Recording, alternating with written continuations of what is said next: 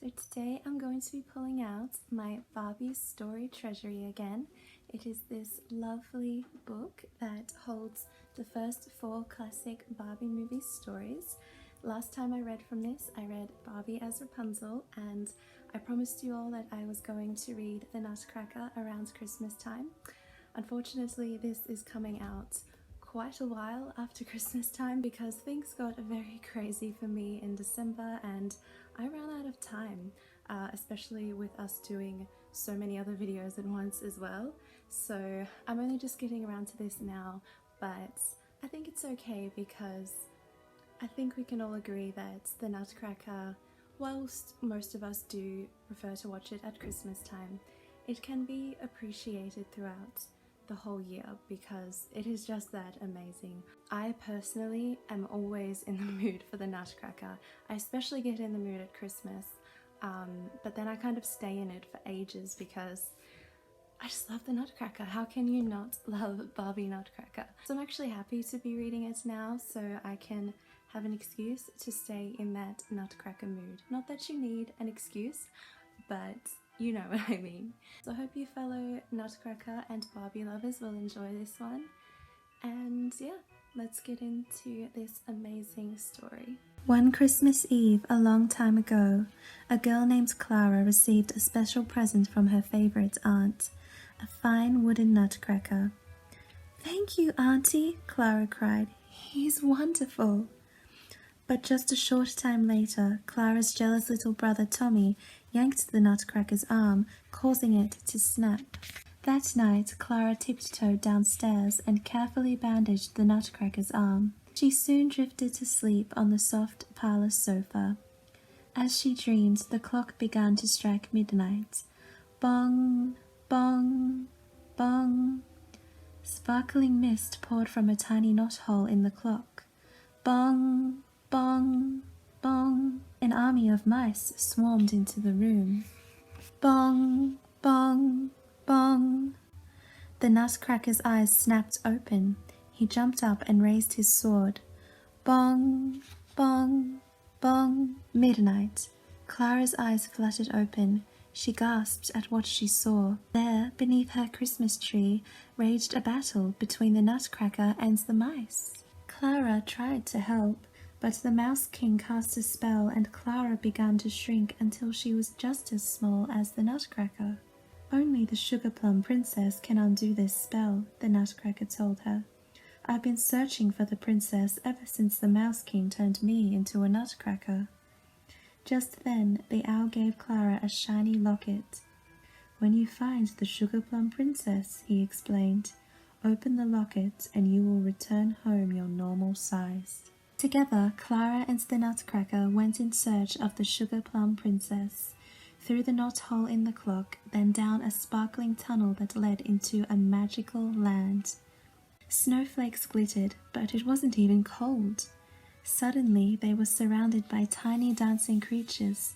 "Snow fairies," the nutcracker said. Traveling on, Clara and the nutcracker discovered a magical horse named Marzipan in a ruined gingerbread village. Riding in Marzipan's sleigh amid the broken cottages, Clara spotted a tiny doll on the ground. "Is this doll yours?" Clara asked the girl dressed in peppermint stripes. The peppermint girl nodded. "Who did this?" the nutcracker asked her brother, the gingerbread boy. "The Mouse King's army," they answered. "And here they come!" yelled the children. Marzipan raced away for safety, leaving Clara and her friends to run from the evil mice. Suddenly, a ladder unfurled from a tree above. Racing up the ladder, they met their rescuers, Major Mint and Colonel Candy. "Let us help you find the Sugar Plum Princess," said Major Mint. Meanwhile, inside the Palace of Sweets, the Mouse King sat, surrounded by subjects he'd turned into stone. Frowning, he listened as Pim the Bat told him the news. Clara and the nutcracker were looking for the Sugar Plum Princess. The Mouse King's eyes glittered. "I have a plan to stop them," he sneered. Back in the forest, Clara and the nutcracker searched for food and water for their journey. When the nutcracker uncovered an old well, dozens of flower fairies escaped. The fairies who'd been trapped by the evil mice danced to thank the Nutcracker for setting them free. Filled with delight, Clara joined the fairies' fun. Suddenly, the ground began to shake. The Mouse King had sent a rock giant to attack. The air filled with snow. No, not snow. The snow fairies! They blew on the nearby lake, turning it to ice, and Marzipan galloped back too. "Hurry to the sleigh!" Clara cried. As the Nutcracker cracked the ice with his sword, the rock giant crashed into the dark, icy water. The group travelled on into a thick, dark fog. Soon, through the mist, they spotted an island of silver and gold, and a palace that glistened like pearls. "The Sugar Plum Palace!" Major Mint cried, and he led them into the castle. But suddenly the castle melted away. Clara saw that it was a trick. Her friends were trapped in a huge cage. She watched in horror as grey bats unfolded their wings and carried her friends away. Clara came up with a plan. "It's up to me to save my friends," she said. She turned to the tiny flower fairies who gathered around her. "Can you take me to the Palace of Sweets?" The crocus fairy chirped, and suddenly hundreds of flower fairies appeared.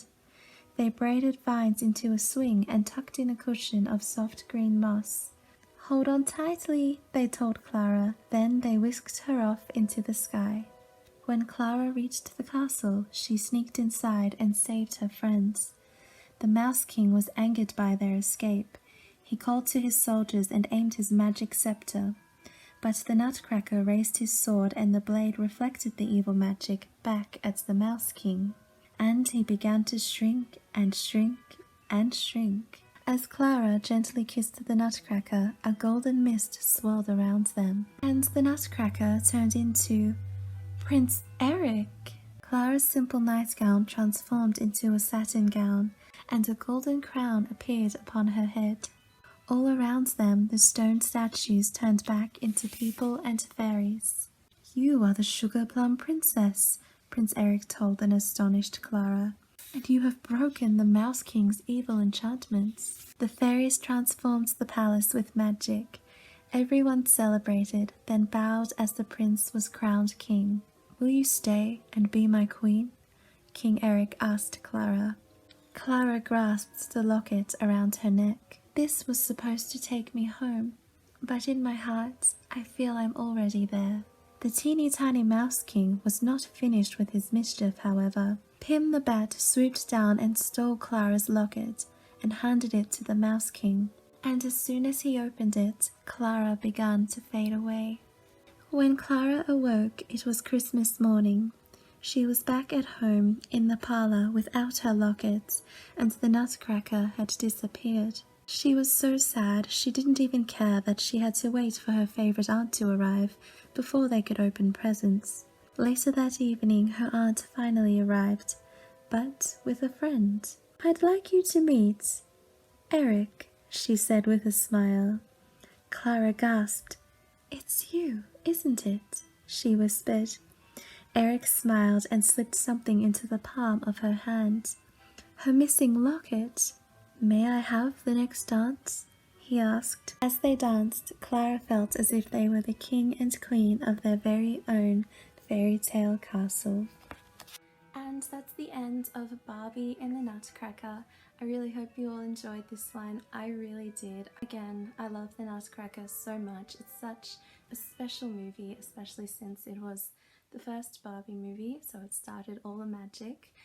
It's such an amazing story. I love the way that Barbie tells it, and yeah, I love it so much. I love my Nutcracker dolls, who you can see here in the background. My beloved Clara. She's my favorite Barbie ever. So, of course, they had to appear in this video. But yeah, I hope you all enjoyed hearing this story as much as I enjoyed reading it for you all.